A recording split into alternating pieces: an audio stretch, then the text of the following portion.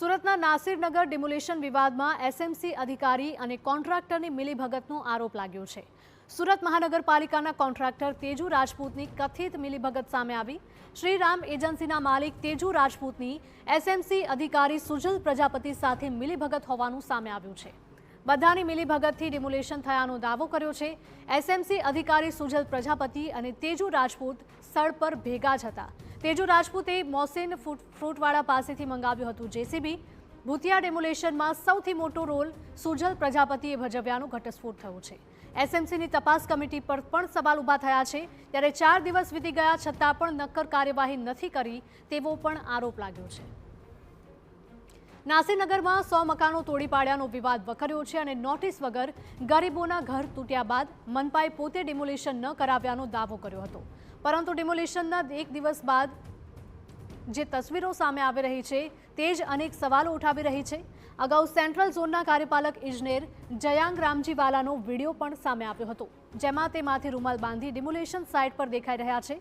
રામજીવાલાએ પહેલા દાવો કર્યો હતો કે એસએમસીએ કોઈ પણ પ્રકારનું ડિમોલિશન નથી કરાવ્યું, પણ તેમના જ વિડીયોએ તેમની પોલ ખોલી દીધી છે અને હવે રોડ ડેવલપર હેડ તરીકે ફરજ બજાવતા સુજલ પ્રજાપતિનો વિડીયો પણ સામે આવ્યો છે, જે અગાઉ પણ વિવાદોમાં ઘેરાયેલા રહ્યા છે। તો હવે ત્રીજા કલાકાર એવા શ્રીરામ એજન્સીના માલિક અને કોન્ટ્રાક્ટર તેજુ રાજપૂતની એન્ટ્રી થઈ છે અને આ તમામની મિલીભગતથી ભૂતિયા ડિમોલિશનને અંજામ મળ્યો હતો।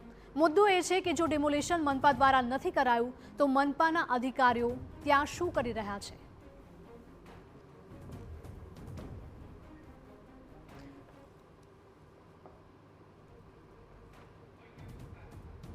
ઓનલાઈન પર વધુ માહિતી સાથે અમારા સંવાદદાતા બળદેવ જોડાયા છે। બળદેવ, જણાવશો કે સુરતમાં જે ભૂતિયા ડિમોલિશન થયું તેને લઈને એક બાદ એક ખુલાસા થઈ રહ્યા છે અને અનેક નામ પણ સામે આવી રહ્યા છે, શું વધુ અપડેટ?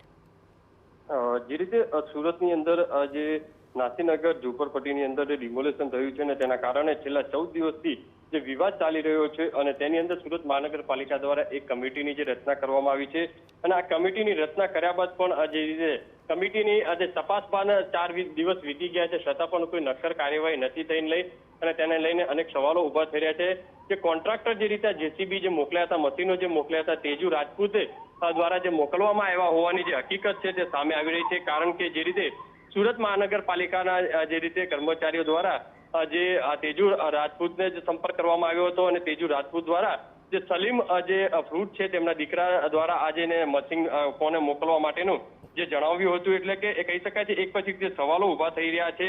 સુજલ પ્રજાપતિ અને તેજુ રાજપૂત જે છે તે ડિમોલિશનની જગ્યાએ બંને જે રીતે જે ચહેરા છે તે હસતા હોય તે રીતના જોવા મળી રહ્યા છે। એટલે મહત્વની વસ્તુ એ છે કે ડિમોલિશનને લઈને ત્યારે એસએમસીના અધિકારીઓ પર અનેક સવાલો ઉભા થઈ રહ્યા છે છતાં પણ કોઈ નક્કર કાર્યવાહી છે તે કરવામાં નથી આવી રહી। કારણ કે ગઈકાલે પણ જે રીતે મીડિયા દ્વારા જે સ્ટેન્ડિંગ ચેરમેન છે રાજન પટેલ તેમને પ્રશ્ન જે પૂછતાની સાથે તે ઉભા થઈ અને જે ચાલતી પકડી હતી, મેયર પાસે પણ પહોંચ્યા હતા ત્યારે મેયરે પણ પોતે હાથ ઊંચા કર્યા હતા। એટલે કહી શકાય એક તમામ જે પદાધિકારીઓ હોય કે અધિકારીઓ હોય છે તે આ બાબતથી દૂર ભાગી રહ્યા છે। કારણ કે જે કે એસએમસીની સ્પષ્ટપણે ભૂમિકા છે તે જોવા મળી રહી છે કે ક્યાંક ને ક્યાંક બેદરકારી છે, એટલે અધિકારીઓને બચાવવા માટેનો ક્યાંક આ મોટો પ્રયાસ થતો હોય તે રીતનું લાગી રહ્યું છે।